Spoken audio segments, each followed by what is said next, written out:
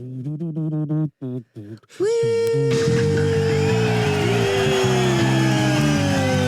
Golden Week Show.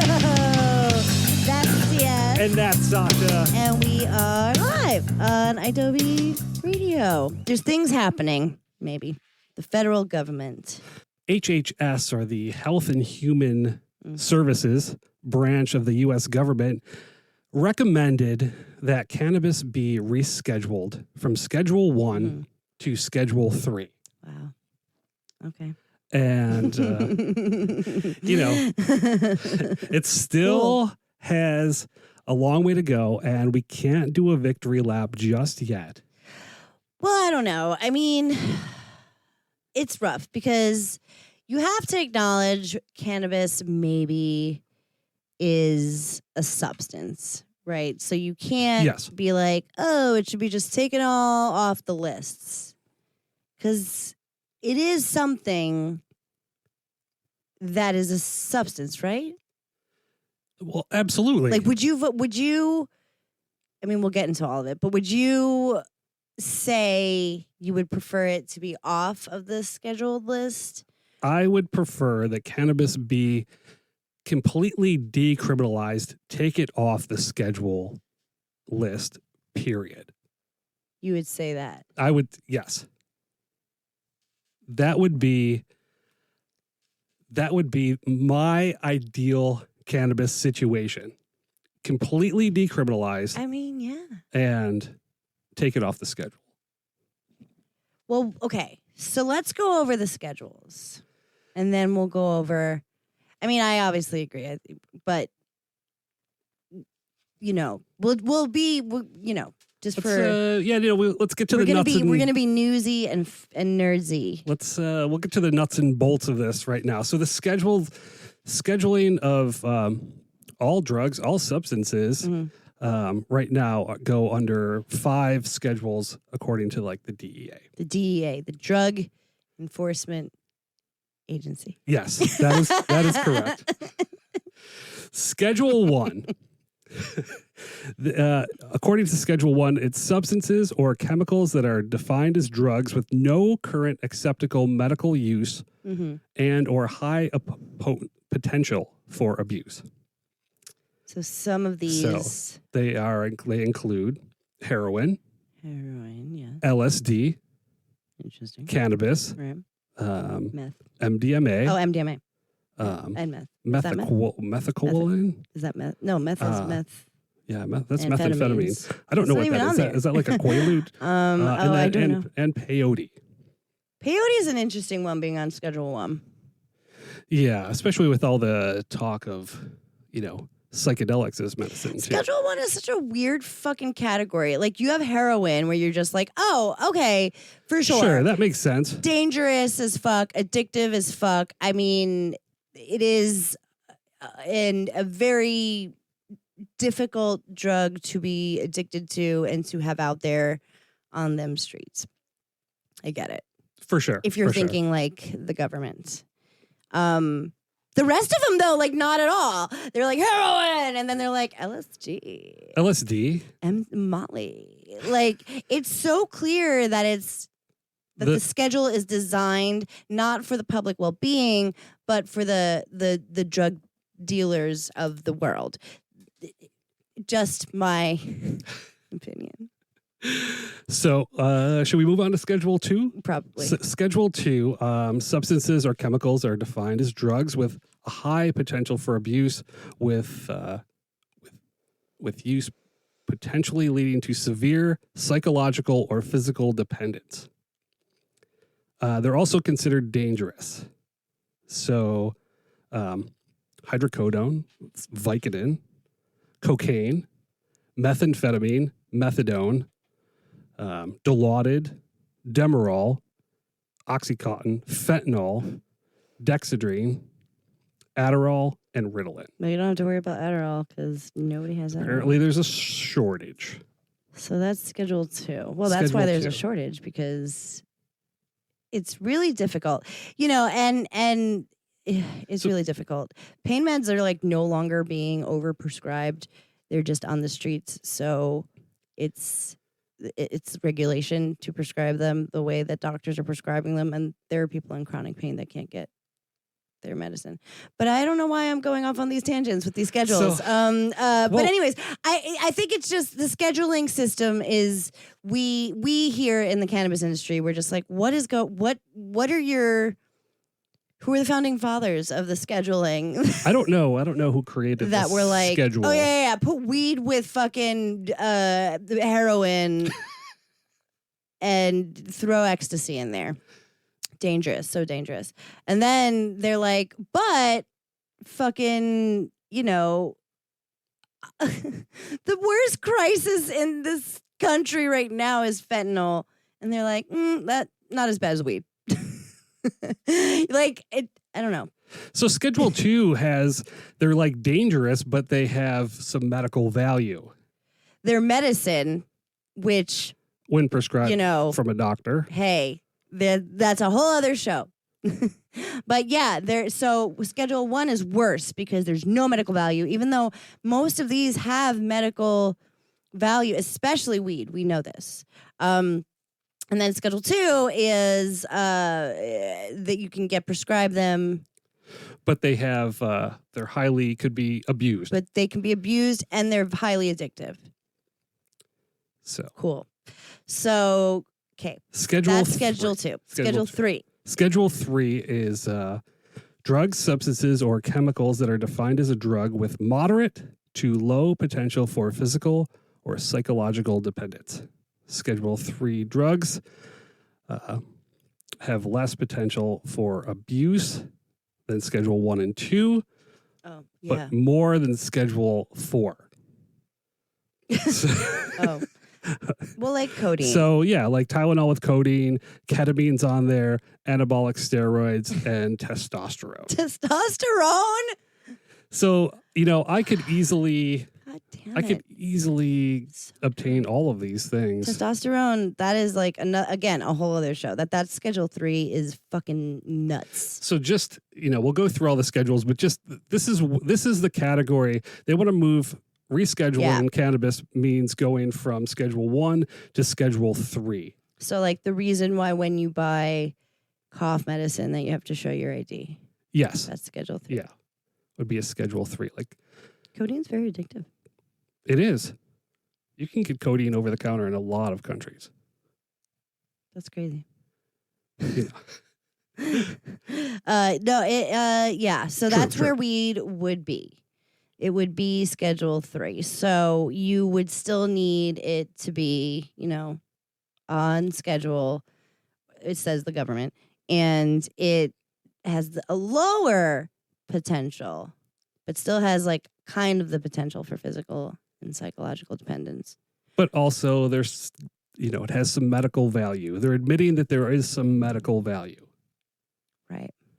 So. Right. Well, ketamine is also of note because ketamine is being used, obviously not as much as weed, but a little bit more frequently. It is in the mainstream as what is it, like there's a depressant? Yeah, it's like people with anxiety. My therapist suggested it to me, so I've really been in a place, and she was like, "Have you ever thought of ketamine therapy?" And I was like, yes. But yeah, you go, or you could do it at home.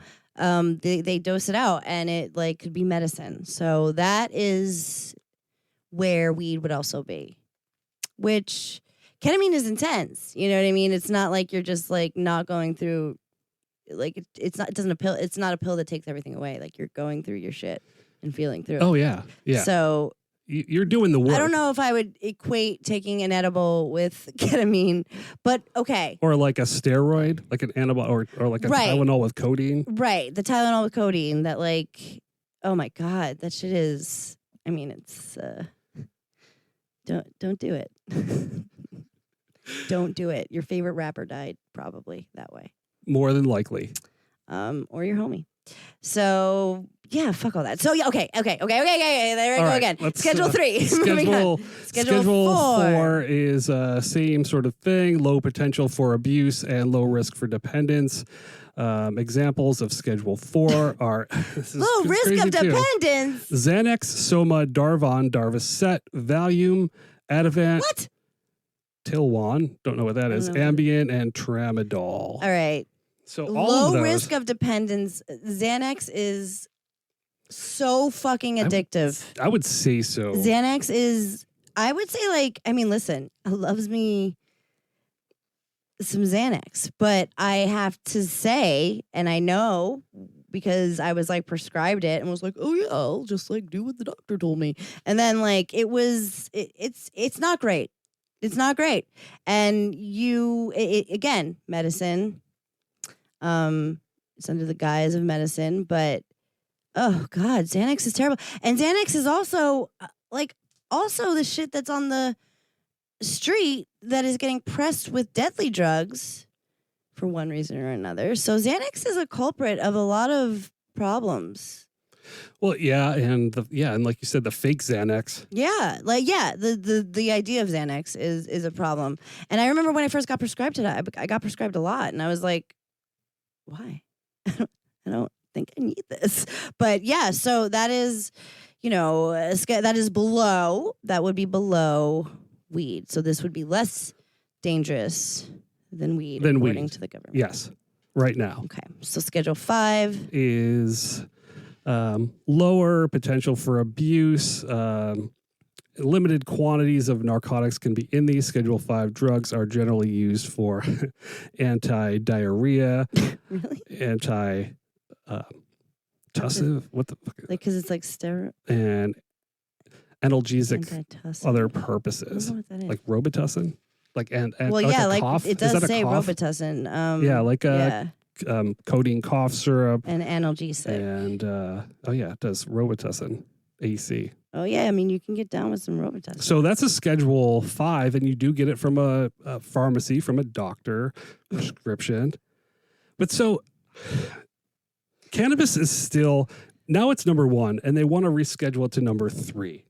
And okay, so and number 3 would be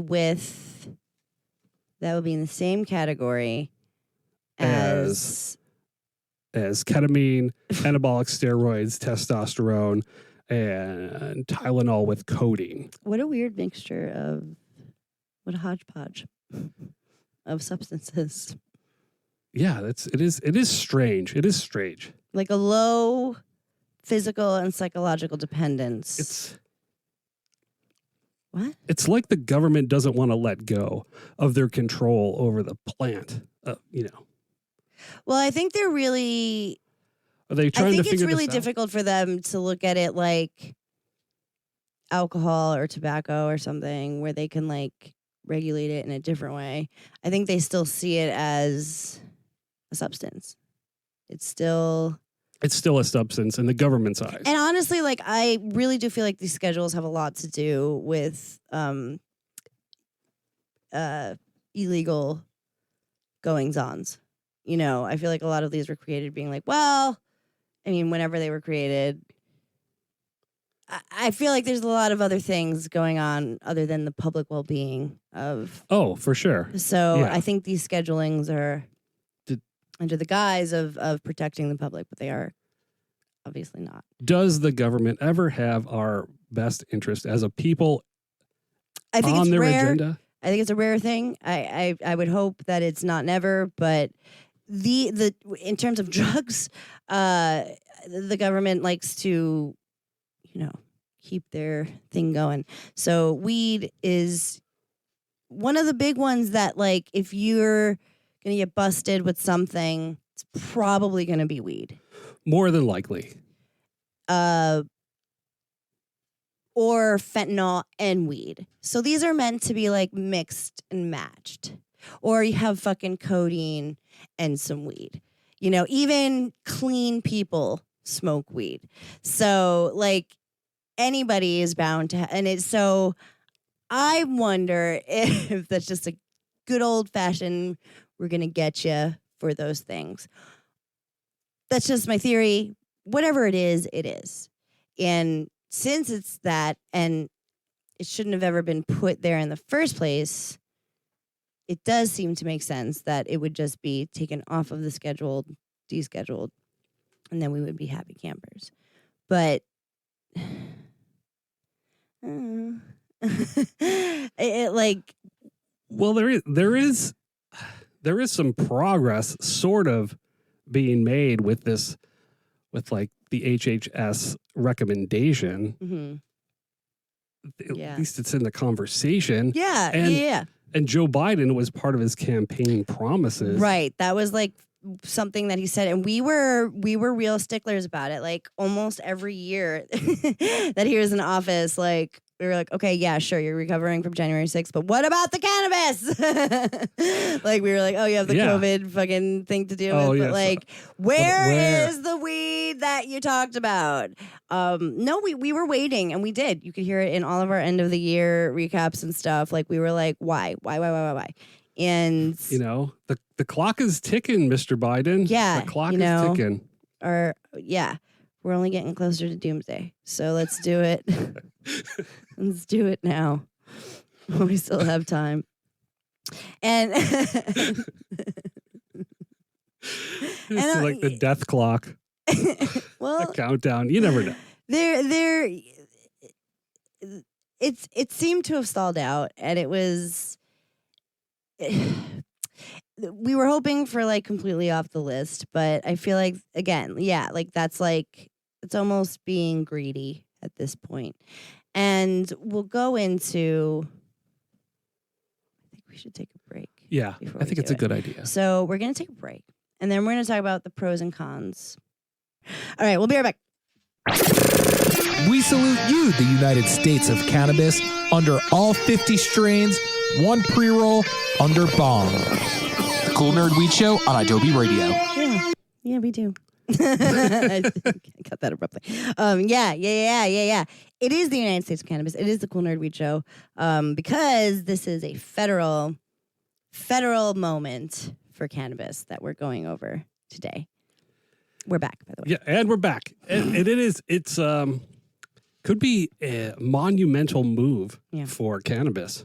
Yeah. No, it is. It is.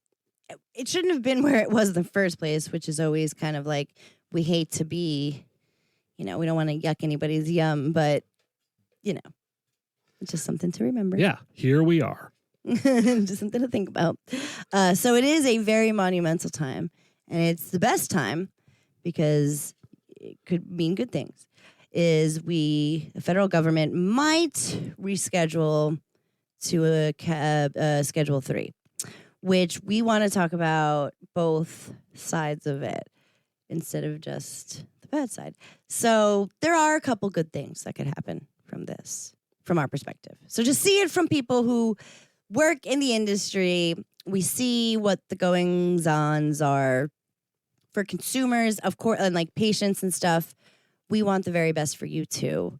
So just keep that in mind. We just see it from a different angle. If cannabis is rescheduled from Schedule 1 to Schedule 3, one important factor is that it would allow cannabis businesses that are right now that are throttled by an IRS ordinance. IRS, it's like number 280E is the actual like IRS code. Yeah. It's a kind of a throwback to like the Reagan era during like the cocaine era. Yeah. And drug trafficking. It was really sort of meant for drug traffickers that. Right, which I think if you were actually, and my accountant told this to me at one point, and she said, the government wants you to pay taxes no matter what your income is. Right. Whether it's legal or illegal, right. You need to pay something. Yeah. If you are trafficking in Schedule 1 or Schedule 2 substances, then you are not allowed to do any tax write-offs. Even if, so right now, Schedule 1 cannabis is legal in 38 states, whether it's for, recreational use or medical or both. So with all of that being said, as a cannabis business, you cannot use any of the standard tax write-offs that any other fucking business in America is allowed to use. None. So 0. So cannabis businesses are taxed at approximately 70%, a 70% tax rate. While all of your standard deductions would bring you down to around a 30% tax rate for any other business that you're running in America. So there's that. So this would be really helpful to cannabis business owners and would translate. Cultivators. I mean, I'm not quite sure if it would translate into cheaper taxes. Well, okay. It will not necessarily translate into for us less cannabis tax on your product. Right. But it'll be easier to operate. And in turn it'll be more accessible. So you'll have more good cannabis locally grown, which we always talk about. Well, or like it'll be easier for business owners to operate. Which helps you in the long run. If your cultivator has to pay less taxes, and then your distro has to pay less taxes, and your dispensary have to pay less taxes, that will automatically translate to the consumer eventually that your product will and should be cheaper. Yeah. You're still going to have to pay whatever it is, the 30% on that. Yeah. On that actual cannabis or whatever your tax rate is. For your state. But, the core of it should shrink. So that's the cool. Production costs, or dispensary running costs. A big thing about putting weed, making it like legal in California and making it legal everywhere. A big thing about regulation is the taxes, like you said. Like I was thinking about that the other day. I was like, wow, it really is like nothing is certain but death and taxes. Like it's just how it is in this country. It's true. And for a lot of things, it's how it is in the world. But it like almost like I was like resigned to it. I was like, you know what? Okay. Like it's a shame, but it's also like you have to pay your taxes. And if you're doing illegal activity, it's probably pretty difficult to pay your taxes. So they got you on that too.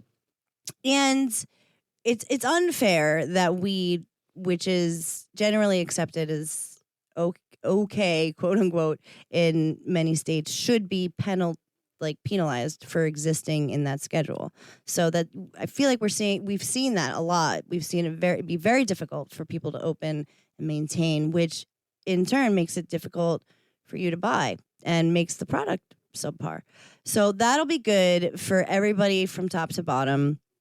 The banking is also a huge plus. It's we've seen countless acts try to go through. I think this helps that. Access to capital. It does, possibly right? Loans. I believe so, yeah. I mean, we'll go over the cons and we'll find out if we're right or not. But I'm pretty sure I thought I saw that somewhere, that it is good to be able to have, like for the businesses to be able to bank with the government. I guess use credit cards and stuff. Yeah, like electronic banking, debits, credit cards. Yeah. Like just get into the real world. Be able to write checks. Be able to write checks. Not everything has to be dealt with cash. Yeah, they were showing like in the earlier days of like the Colorado medical system, not even the medical, the recreational system having like armed guards transport their cash. It's not to go to pick up more product. It's just like it's modern day. Insane. Like we're in the modern day. So yeah, that is. I mean, those are the pros. Is there more of them? I think that's about it right now.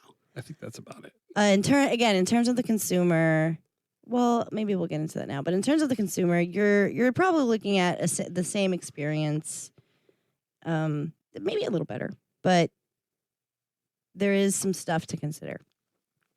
Yes. And there is a good article if you want to look at it. Engadrapreneur on the internet, and that's what we're referencing.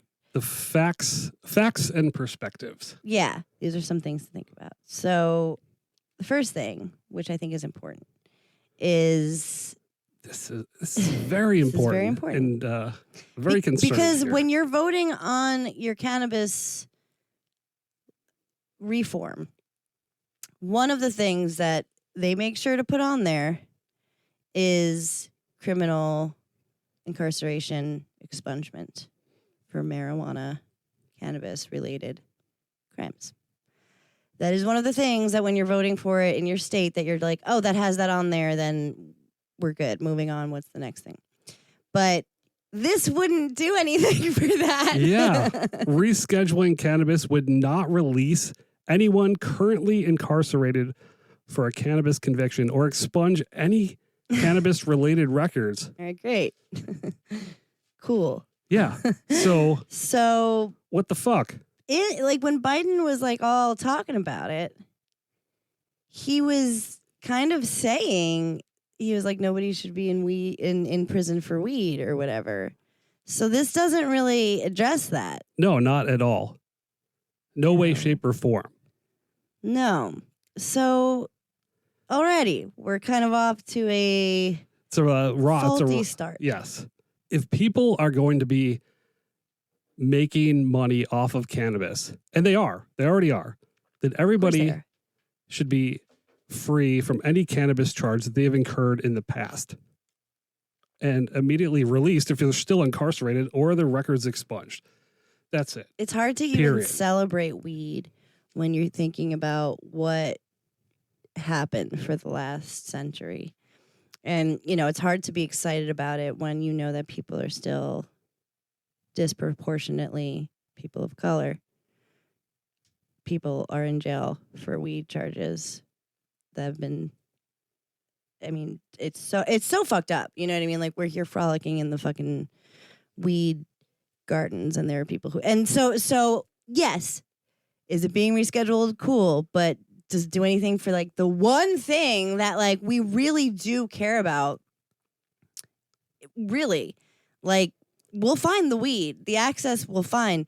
It's this that is a central issue to activists and, you know, consumers alike. You know, while you're smoking your pre-roll, I hope you know what has been done to get you to do that. And I think that you do. So this sucks.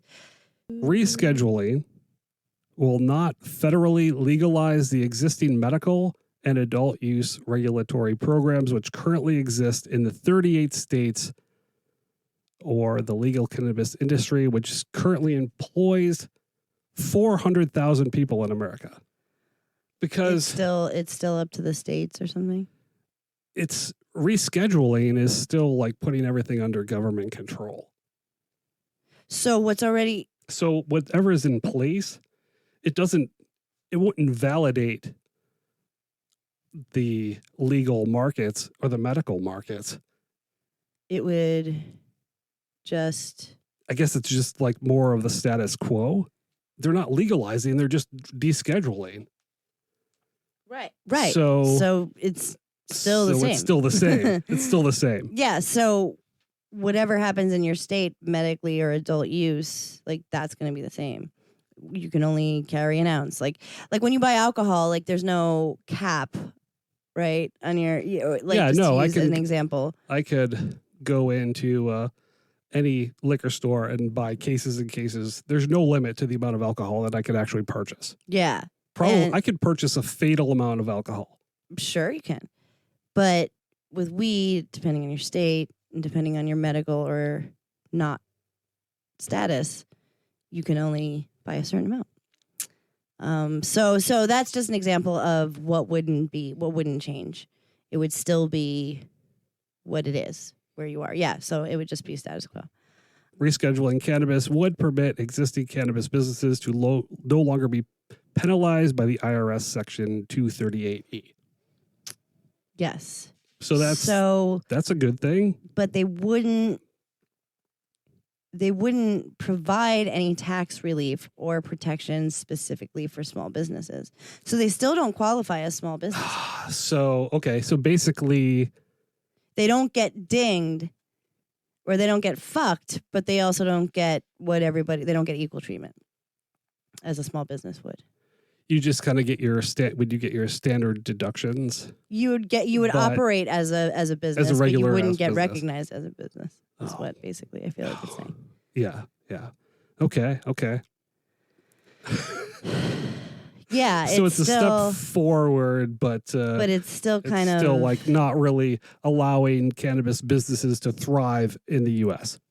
right, which is difficult because you're kind of just like telling businesses, okay, so we're going to help you break even, if that, after you've spent cajillions of dollars trying to over the last 20 years, whatever it is to to get legal, to get, regulated. Okay, so that's again pretty whack. It feels like a step forward, but it also doesn't. It feels like you're running in place. Rescheduling would not allow legal access to state authorized medical marijuana programs. The fuck? It could, however, lead to marijuana products being prohibited as unapproved drugs by the FDA. So now, yeah. think of it like ketamine or steroids. This is where you can think of it like But those now we drugs. have the FDA involved. Right. So whatever happens in your state regarding, like, sometimes you can't get prescriptions in a different state. Sometimes you can't get prescriptions after before 90 days or 30 days or whatever they want to tell you. They will release their drugs to you. It kind of suggests that cannabis would be more or less dispensed from like a drugstore. Well, yeah, that's what it sounds like. And I guess like maybe like Canada a little bit. I mean, there wasn't how they like have like the Canadian system is run by the government. the government. So like that, which did not start off well.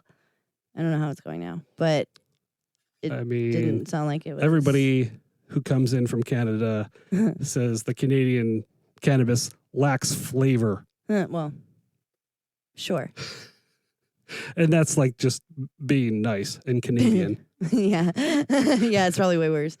You would have to go to your pharmacy and I guess they would distribute it like one would get ketamine or a steroid or something.